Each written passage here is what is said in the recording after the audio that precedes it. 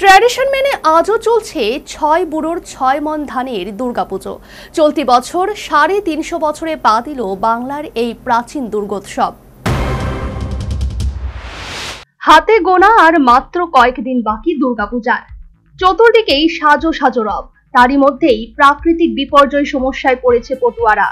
যতই সমস্যা থাক না কেন, সমস্ত বাধা অতিক্রম করে চলতি বছর দক্ষিণ ২৪ পরগনা জেলার মন্দির বাজার এলাকার ৬ মন চালে ৬ জন বুড়োর ৩৫০ বছরের দুর্গাপুজোর প্রস্তুতি শুরু করেছে বর্তমান বংশধরেরা।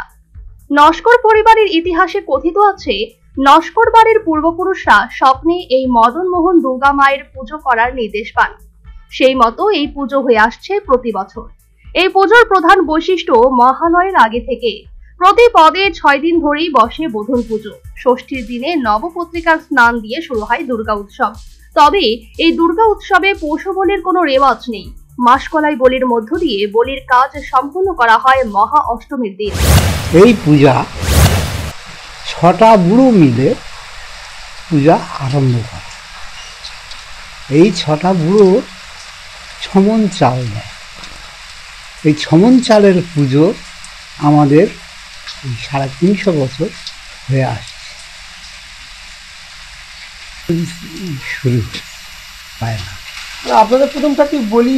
না, আমাদের কোনো বলি ছিল না। আমাদের মাস কড়াই বলি হয়, সেটা হচ্ছে মাস কড়াই,